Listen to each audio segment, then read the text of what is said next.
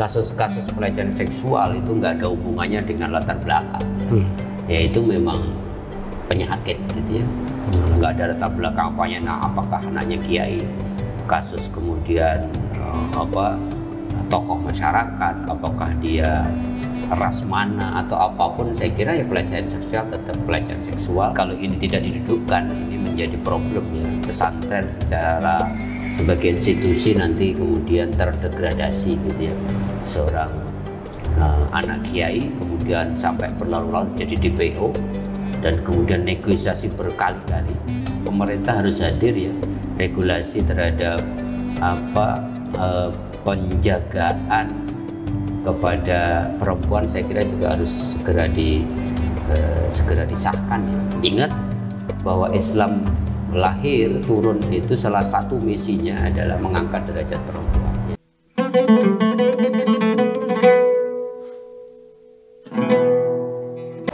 Assalamualaikum warahmatullahi wabarakatuh. Kita berjumpa kembali di channel Tauhid Cinta. Kali ini kita akan membahas mengenai fenomena yang belakangan ini marak terjadi, yaitu pelecehan, pemerkosaan, dan kekerasan seksual. Ya, baru-baru ini ya banyak kejadian terkait hal itu. Ya, diantaranya misalkan yang terjadi di salah satu pesantren di Jombang, juga ada seorang motivator gitu. Nah, ini sebenarnya mungkin fenomena gunung es ya, yang sebenarnya banyak terjadi, tapi banyak juga yang ditutup-tutupi. Para korban takut, ya baik itu diintimidasi maupun karena iming-iming sesuatu dan lain sebagainya. Nah, bagaimana kita menghadapi kasus-kasus seperti ini? Ya karena ke depan ya bisa jadi kasus-kasus seperti ini makin banyak akan terungkap gitu. Ya, saya akan ditemani Ustadz Mukhlisin dan membicarakan tentang hal ini. Beliau adalah pendiri dari channel Tauhid Cinta dan juga dosen di Institut Ilmu Al-Quran. Assalamualaikum Ustadz. Assalamualaikum warahmatullahi wabarakatuh. Baru-baru ini juga terjadi penggerebekan ya kemarin ya di pesantren karena ya polisi Kapolres itu sudah bernegosiasi ya di Jombang itu. Ya kasus itu sudah 2 tahun ternyata ya, dan selama negosiasi ya selalu alot gitu, dan polisi tidak mau dianggap sebagai kriminalisasi ulama atau kriminalisasi pesantren gitu dan lain sebagainya gitu.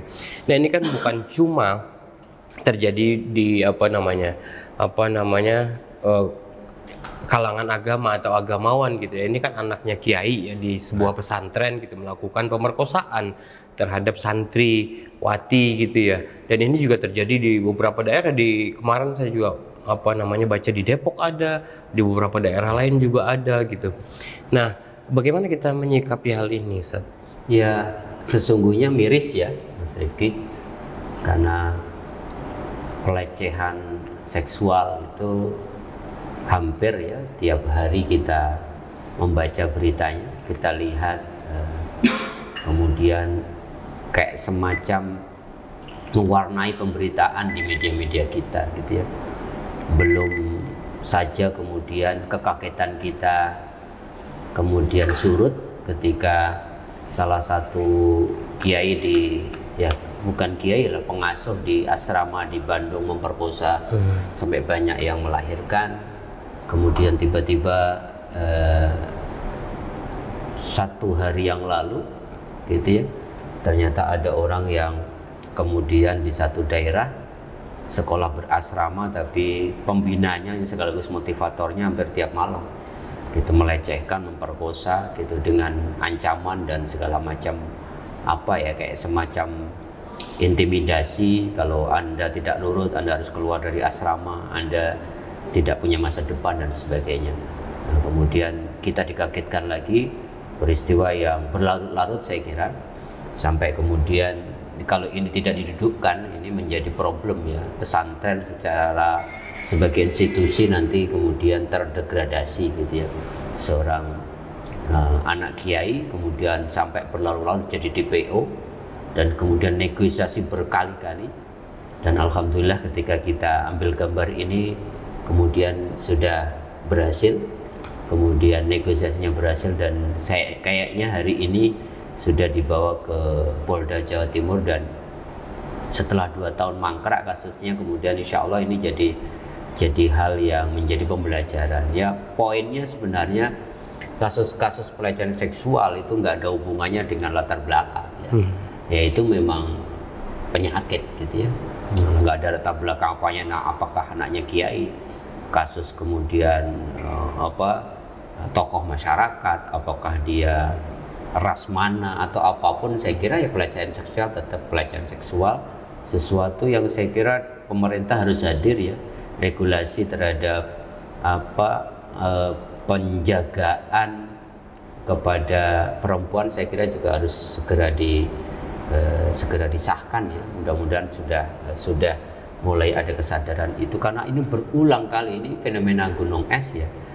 Betapa kemudian anak-anak kita atau siapapun dalam konteks ini perempuan di tempat saya kira kan selalu kan yang muncul adalah wah pakaiannya sih gitu mengundang syahwat, atau ternyata di tempat-tempat yang umum, di transportasi umum ternyata pakaiannya rapi, berhijab pun juga dilecehkan gitu. Di pesantren yang mestinya jadi tempat kemudian kita menitipkan anak kita yang perempuan gitu, dididik mendapatkan masa depan, malah hancur masa depannya.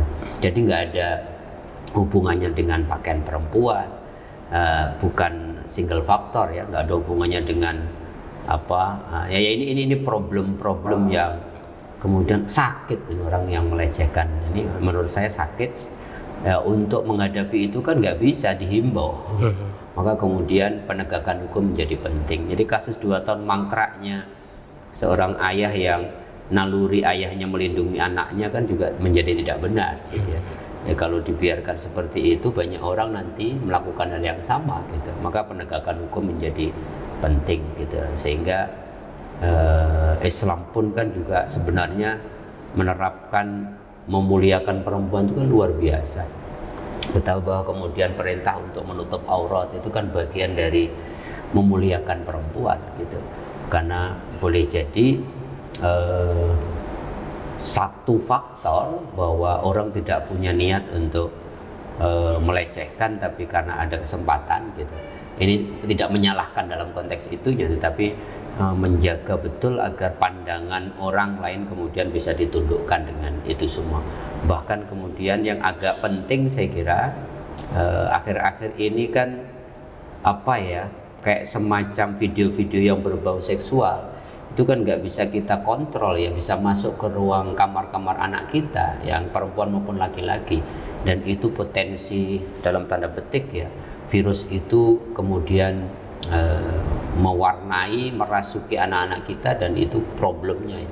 Banyak orang gara-gara nonton video porno kemudian anak 5 tahun diperkosa, itu kan juga bagian, maka negara juga harus hadir di situ. Yang menarik Mas Rifki, kalau kita baca hadis Rasulullah misalkan, kalau kita punya anak aja bahkan umur 10 tahun harus dipisahkan kan, kamarnya laki-laki dan perempuan. Artinya apa? Rasulullah secara implisit ingin mengajarkan bahwa ada potensi-potensi ketika 2 orang laki-laki dan perempuan berkumpul pada ruang tertentu, maka kemudian akan ada ruang-ruang untuk itu. Sehingga kemudian pendidikan seksual saya kira penting ya. Para orang tua harus mengerti, memberikan pendidikan yang yang kemudian kalau anak-anak belajar seks mengerti itu dari video atau dari teman-temannya, nggak ada pencerahan bahwa ini ada tanggung jawab, bagaimana menjaga kehormatan anak kita, bagaimana mereka menghormati tubuh mereka, itu kan harus dididik betul ya, sehingga ruang-ruang untuk kemudian anak-anak kita terjebak menjadi korban pelecehan seksual maupun pemerkosaan itu bisa diminimalisir. Ya tentu saja ini adalah penyakit ya. Nah, tapi selain itu juga ada relasi sosial yang tidak setara. Ya kayak misalkan dalam konteks ini anak kiai dengan santrinya, atau motivator dengan muridnya, dosen dengan mahasiswinya. Ada relasi kuasa yang tidak setara di situ. Ya makanya terjadi intimidasi, mereka mudah mengintimidasi, mereka mudah mengancam, mereka mudah menakut-nakuti kalau misalkan mengadu ke polisi atau ke orang tua atau ada ancaman tertentu gitu. Nah, dia merasa takut, dan karena ya misalkan juga ada murid gitu mungkin yang dipegang-pegang atau diraba-raba gitu ya, karena pakai gitu loh dengan ya ustadz, dengan gurunya, dengan dosennya gitu. Jadi ya apa namanya, ya udahlah diam aja gitu. Nah, bagaimana melunturkan relasi kuasa ini, menghancurkan relasi kuasa ini gitu, bahwa bisa kok melawan kalau terjadi yang kayak gitu gitu. Itu kan harus penyadaran terus-menerus sebenarnya. Betul Mas Rifki. Saya kira para korban itu tidak berani speak up gara-gara itu ya. Walaupun ada faktor-faktor yang lain. Memang rata-rata gara-gara faktor kekuasaan yang kemudian dimiliki oleh pelaku gitu ya. Kasus di satu provinsi di Sumatera gitu ya, seorang dekan dengan mahasiswinya, kemudian kasus anak kiai itu dengan santrinya. Sementara si korban sendiri untuk speak up bahwa mereka menjadi korban aja itu kan juga membuka aibnya gitu. Jadi banyak faktor. Saya kalau ini mau dihentikan, dari semua stakeholder saya kira harus berkontribusi. Negara harus segera menghadirkan penegakan hukum, regulasinya harus diperbarui.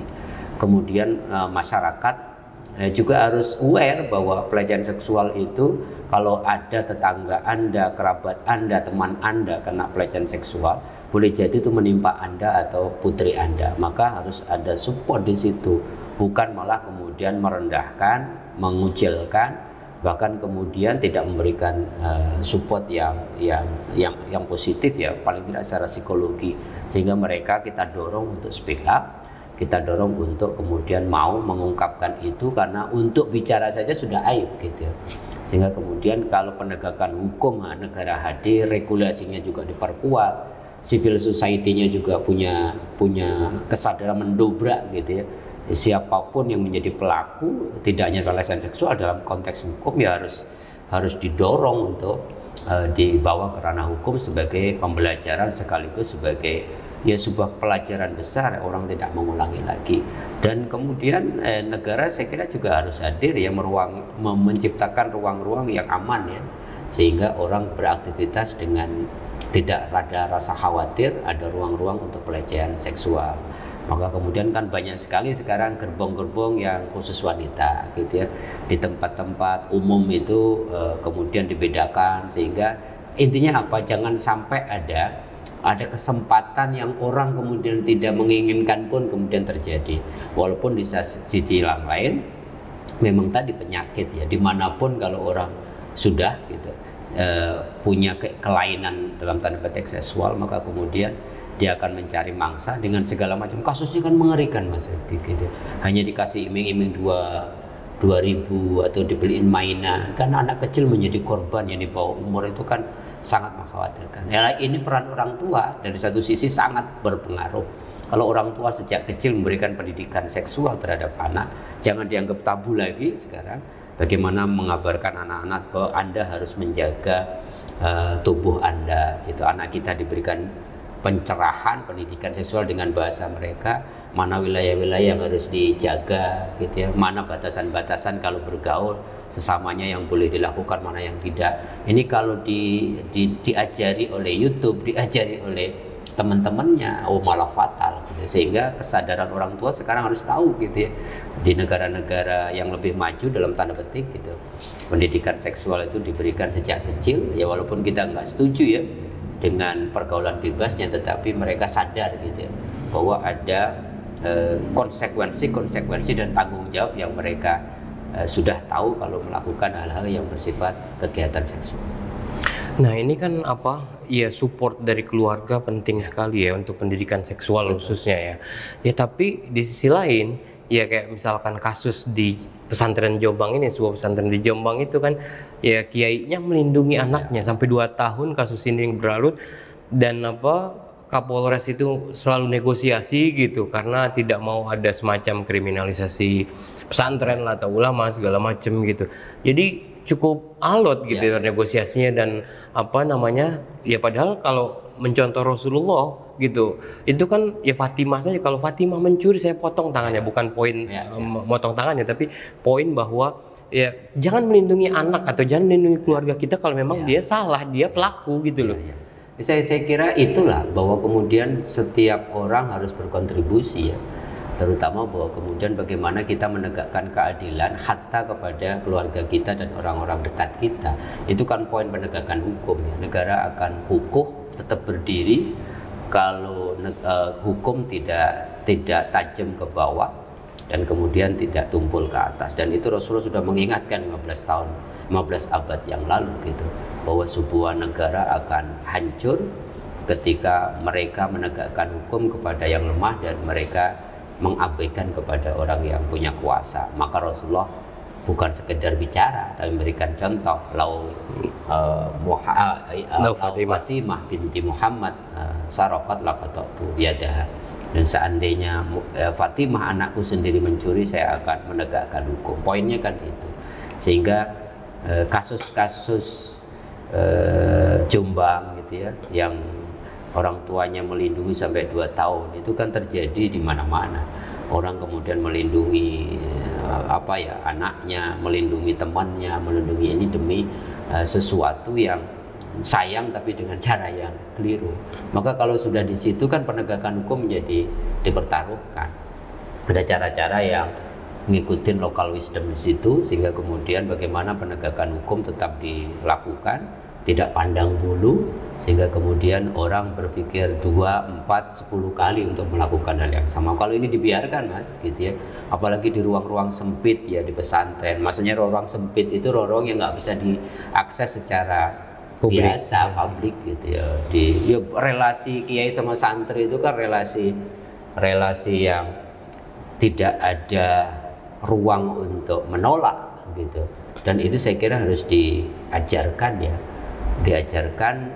Ada kesadaran bahwa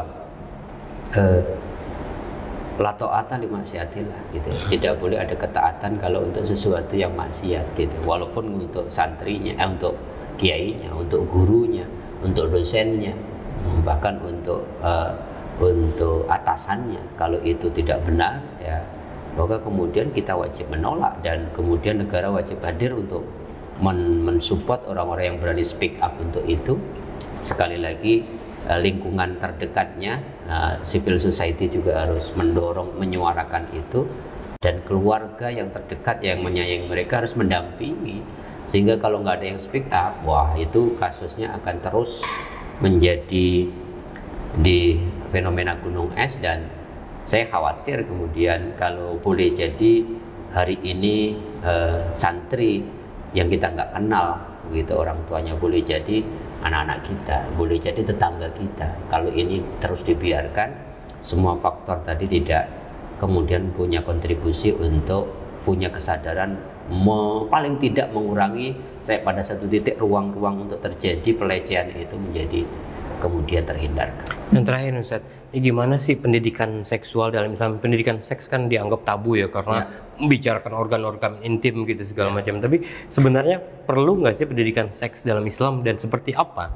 Ya tidak secara implisit ya. Kalau pendidikan di dalam Islam kan ketika bicara tentang perempuan kan detail Mas, gitu ya.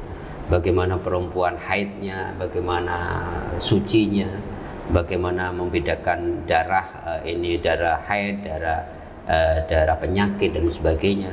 Bahkan tadi ketika berkeluarga, anak-anak kita laki-laki perempuan umur 10 tahun itu ketika mereka sudah balik masing-masing harus dipisahkan gitu. Itu kan semua juga secara implisit berbicara tentang bagaimana Islam juga membicarakan tentang anatomi tubuh, dan itu harus dijaga betul. Ayat-ayat banyak yang mengatakan harus menundukkan pandangan, itu kan bagian dari pendidikan seksual. Tetapi kemudian ku anfusakum wa ahlikum naro, itu kan bagian dari itu. Jagalah keluargamu dari api neraka, itu kan bagian juga bagaimana anak-anak kita sejak kecil dididik untuk menutup aurat, dididik untuk mempunyai pergaulan yang dalam tanda petik ya tidak melanggar aturan-aturan agama. Dan ingat bahwa Islam lahir turun itu salah satu misinya adalah mengangkat derajat perempuannya, bahwa kemudian kesadaran bahwa tidak menjadikan perempuan sebagai objek, sebagai second class. Ayat-ayat ar-rijalu qawwamuna 'alan nisa itu juga harus ditafsirkan secara proporsional ya. Bukan laki-laki punya otoritas yang tidak boleh didebat, perempuan harus nurutin apa kata suaminya gitu, atau laki-laki punya kelas yang lebih tinggi, gitu, perempuan kemudian boleh dilecehkan. Saya kira semua itu saya kira juga harus segera diwacanakan, disuarakan, sehingga kemudian para orang tua mulai sadar dengan apa yang terjadi akhir-akhir ini. Media memblow up itu, mudah-mudahan ada kesadaran, oh sejak kecil anak-anak sudah harus dididik untuk menjaga auratnya, menyayangi tubuhnya, dan kemudian dengan itu maka kemudian salah satu yang paling utama adalah membekali mereka dengan nilai-nilai agama. Tapi itu kan sangat individual, maka negara hadir untuk dengan regulasi, maka penegak hukum hadir untuk menegakkan hukum pada siapapun dan secara luas, gitu. Civil society atau masyarakat juga harus punya kesadaran, dimanapun ada pelecehan seksual maka korban tetap korban, siapapun mereka, walaupun dari kalangan orang tidak punya kuasa, harus kita dudukkan, harus kita support, dan pelaku harus tetap pelaku. Kita dorong masyarakat untuk mendorong bahwa mereka harus mendapatkan hukum yang setimpal. Kalau semuanya punya kesadaran itu, maka kemudian insya Allah lah, gitu, fenomena yang selalu menggigir mengagetkan kita tentang berulang-ulangnya pelecehan seksual ini kemudian insya Allah lah pelan-pelan tidak sering kita dengar lagi di media sosial atau terjadi di sekitar kita. Oke, terima kasih Ustadz. Ya, semoga kita bisa mengambil pelajaran dari apa yang kita bincangkan hari ini ya. Ya, semoga pendidikan seksual di Indonesia ya secara Islam gitu itu makin menggelora gitu ya. Yang mengenal organ-organ tubuh manusia, baik perempuan maupun laki-laki gitu dan lain sebagainya. Dan yang terpenting adalah bagaimana mendobrak relasi kuasa tadi itu. Ya, seperti tadi kata Ustadz, la ta'ata li ma'siyatillah, ketika sudah untuk maksiat siapapun gitu, dosen, ustadz, guru segala macam itu, kalau memang mengajak untuk kemaksiatan apapun caranya, apapun bentuknya, itu harus ditolak, itu harus dilawan, kira-kira gitu ya Ustaz ya. Terima kasih atas partisipasinya, mohon maaf atas kurangan. Wabillahi taufiq wal hidayah. Assalamualaikum warahmatullahi wabarakatuh.